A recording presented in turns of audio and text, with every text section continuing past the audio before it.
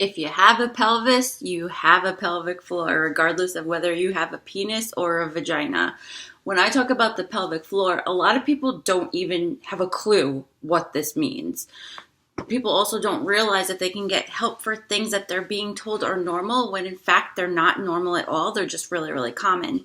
And today we're going to talk about what pelvic floor physical therapy is, what the pelvic floor actually is, what can happen, and what conditions pelvic floor physical therapy might help you with. So stay tuned.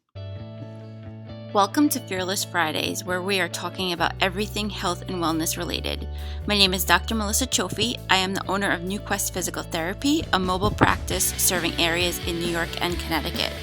There is so much misinformation out there in regard to the medical field, and with our healthcare model increasingly putting profits over patients, you as consumers need to be given all the tools you need to demand what you deserve, ensuring a strong, resilient, fulfilled, and fearless life. My goal is to empower all of you to stand up for yourselves and be able to call bullshit in a realm that is confusing as fuck. Let's get into the episode. So what is the pelvic floor? When a lot of us hear core, we think automatically of abdominal muscles. That's only part of what your core is. So your core is the abdominal muscles in the front, your lumbar muscles in the back, and then your pelvic floor as well. So I'm going to show you a pelvis. This is a female pelvis, and this is the front. Vagina is here. The acetabulum is here where the legs come down, and inside is your pelvic floor. So all of this in here is muscle, and it is your supportive structure. So a lot of organs sit in here, and just thinking of that, if you have organs sitting in this cavity here and those muscles are supporting it, it's a no-brainer how important these muscles are and how important it is to be able to engage them appropriately.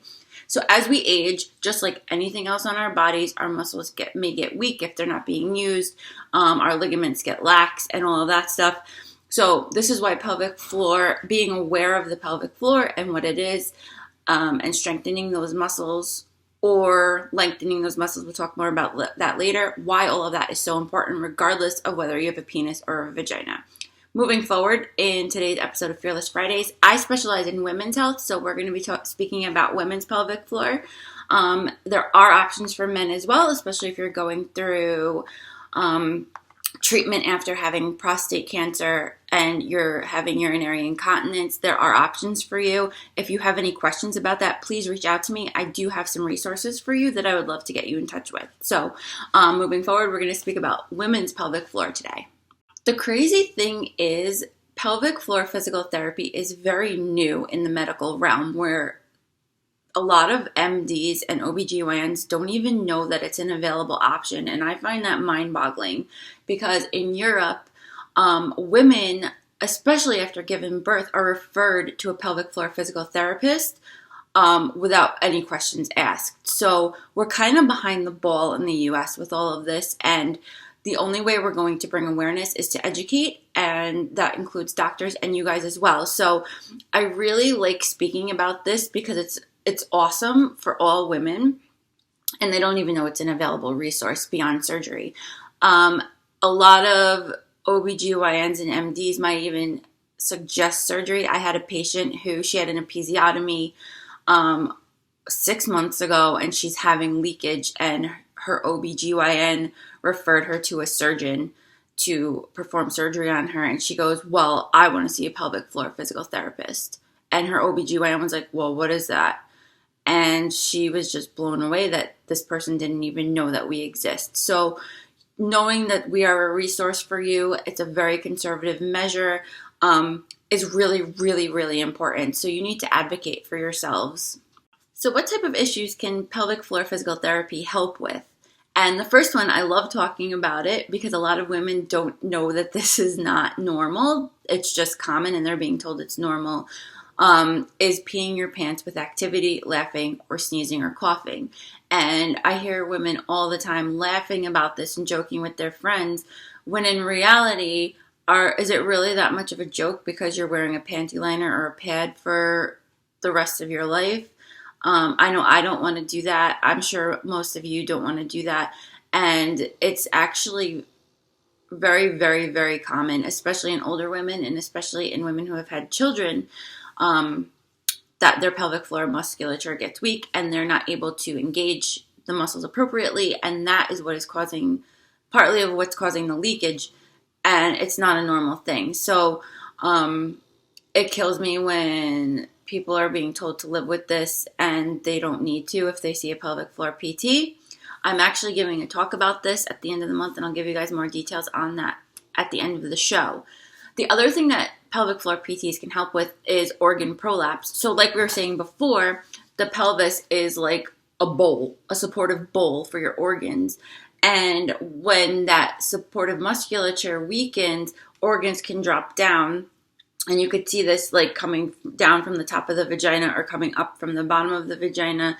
And the way I describe this to patients is like, if you feel like you have like not used tampon, but like a tampon that's been in there for a while, there's a heaviness, there's like a weighing down, like you feel like you're being brought down.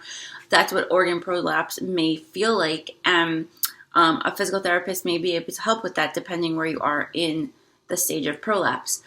Another thing we can help with, which is the opposite most of the time, is pain with sex. So just like I spoke about before, muscles in the pelvis get tight just like muscles in your calf or your hamstring. So when that tightness occurs, the vaginal penetration can be very difficult, and that's what causes pain in a lot of women.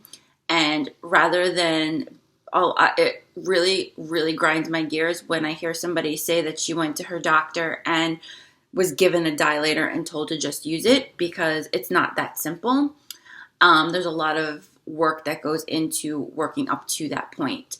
So this is a very, very big option. I really get sad when women are being pretty much told to settle for less when it comes to their sex lives. We all deserve to enjoy sex, and this is something that pelvic floor physical therapy can help with. We can also help with after you've had a C-section. So what happens with the C-section, the scarring comes, and I mean, they just cut through your not your muscles, but like your anterior. So of course things are going to get tight. You're going to have compensations with how you move, with how you're going about your day, with your breathing.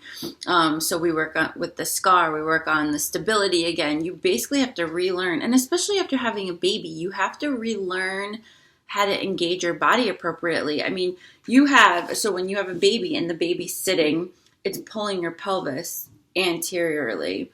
And what happens is a lot of those muscles get elongated or not used efficiently, and we can help retrain that. It also drives me crazy when women are being told to go back to normal activity after 6 weeks postpartum, and it's not that easy. You don't just jump back into CrossFit after having a baby. You need to re-engage all of those muscles, and I think that part of the reason why there are so many complications with returning to activity without some kind of problem like the urinary leakage or anything is because those muscles that have been used and the hormones that are in your body that have caused laxity in your ligaments and all of that, those issues haven't been addressed. So you can't just jump right back into activity after having a baby. That's just my 2 cents.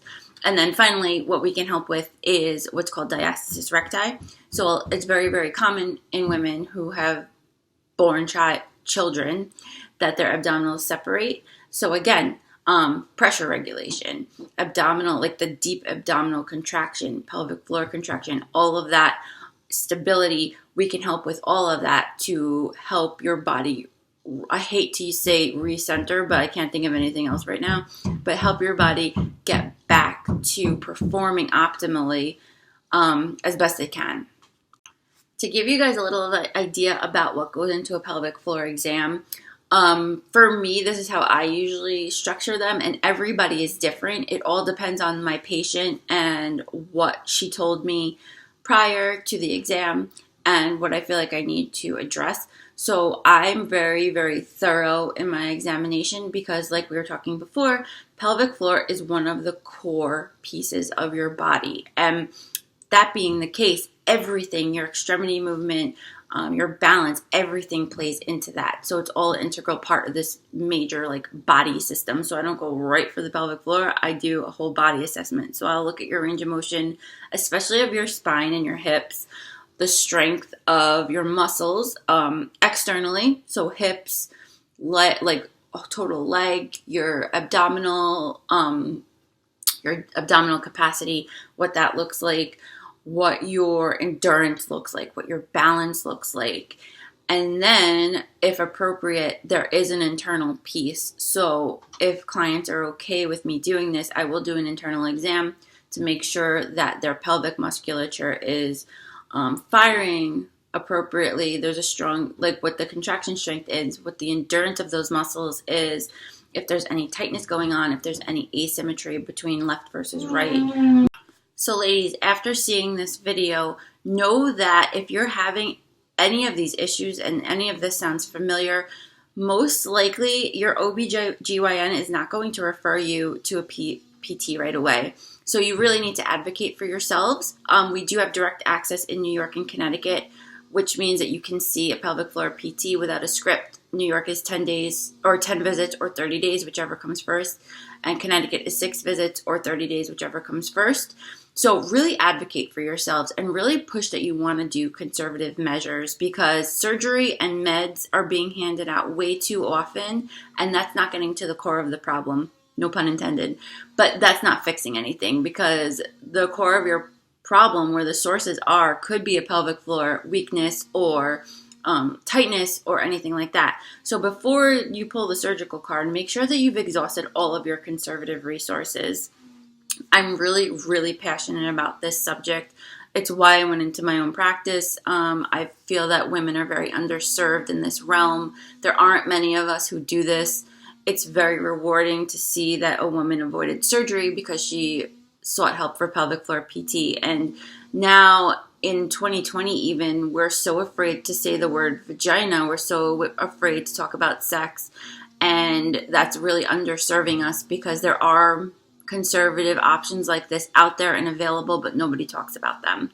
So just realize that this is an option for you. And I am starting to take free discovery calls. If any of this sounds like it would benefit you, please give me a call and let me know.